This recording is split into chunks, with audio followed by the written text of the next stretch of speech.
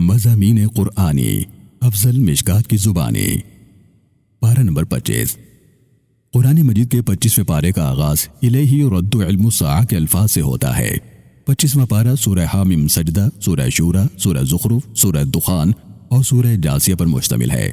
پارے کے آغاز میں اللہ رب العالمین اپنے عالم الغیب ہونے کا اظہار فرماتا ہے کہ وہ چیزیں جن کا تعلق غیب سے ہے وہ فقط اللہ ہی جانتا ہے، اس کے سوا کوئی غیب کی خبروں کا جاننے والا نہیں۔ سورہ حامیم سجدہ کے اختتام پر اللہ رب العالمین انسانوں کو سمجھانے کے لیے فرماتا ہے کہ تم اس کائنات میں پھیلی میری قدرت کی نشانیوں پر غور و فکر کرو، بلکہ اس سے بڑھ کر ذرا اپنے سراپے اور اپنی ذات پر ہی غور کرو کہ کیسے میں نے اس کائنات اور تمہیں پیدا فرمایا۔ سورہ شورى کا آغاز ہوتا ہے۔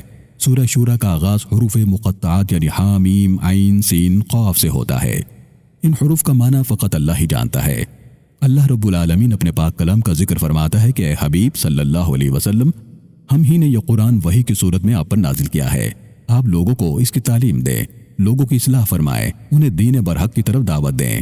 اللہ رب العالمین کی طرف سے نازل کی گئی آیات بینات سے یہ بات واضح ہوتی ہے کہ اللہ اپنے بندوں پر کتنا مہربان ہے۔ اسی مقام پر اللہ رب العالمین یہ بھی فرماتا ہے کہ تم پر جو بھی مصیبت یا پریشانی آتی ہے وہ تمہارے اپنے ہی اعمال کا نتیجہ ہوتی ہے، مگر اس کے باوجود وہ تم پر رحمت و شفقت فرماتا ہے۔ اسی مقام پر اللہ رب العالمین اپنے نیک بندوں کی کچھ خصوصیات کا ذکر فرماتا ہے۔ مثلا وہ اپنے رب پر بھروسہ و اعتماد کرتے ہیں، گناہوں سے اجتناب کرتے ہیں، غصے پر قابو پاتے ہیں، لوگوں سے درگزر کرتے ہیں، اپنے معاملات مشاورت سے طے کرتے ہیں، نماز قائم کرتے ہیں، اپنے رب کا حکم مانتے ہیں، ظلم و زیادتی کا بہادری سے مقابلہ کرتے ہیں، اللہ کے دیے ہوئے مال میں سے خرچ کرتے ہیں، کسی پر ظلم نہیں کرتے، برائی کا بدلہ اسی کے مثل دیتے ہیں، اور مصیبتوں، پریشانی اور دکھ درد میں صبر کرتے ہیں۔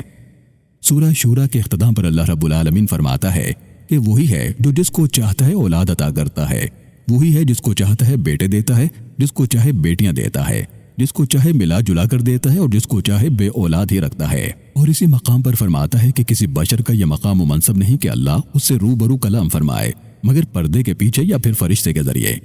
سورہ زخرف کا آغاز ہوتا ہے۔ اس سورہ مبارکہ کے آغاز میں اللہ رب العالمین قرآن حکیم کا ذکر فرماتا ہے کہ اس نے اسے عربی زبان میں نازل فرمایا تاکہ تم اسے سمجھ سکو۔ وہی ہے جو زمین و آسمانوں کا پیدا کرنے والا ہے، وہی ہے جس نے مختلف سواریوں کو تمہارے لیے مسخر کیا تاکہ تم ان پر سوار ہو سکو۔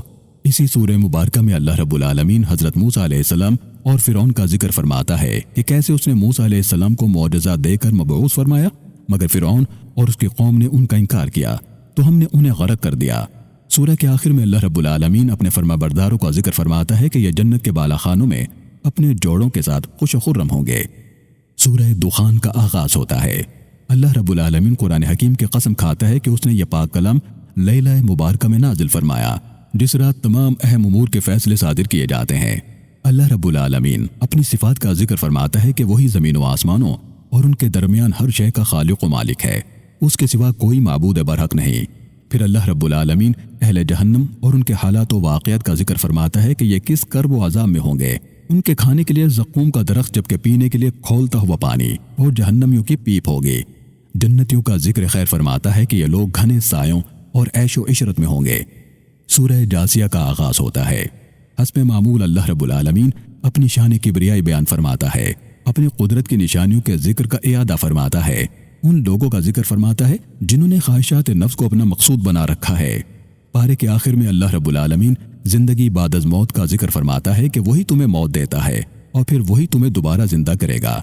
اللہ رب العالمین سے دعا ہے کہ وہ ہم سب کو قرآن حکیم پڑھنے، اس کو سمجھنے اور اس کی تعلیمات پر عمل پیرا ہونے کی توفیق عطا فرمائے۔ آمین۔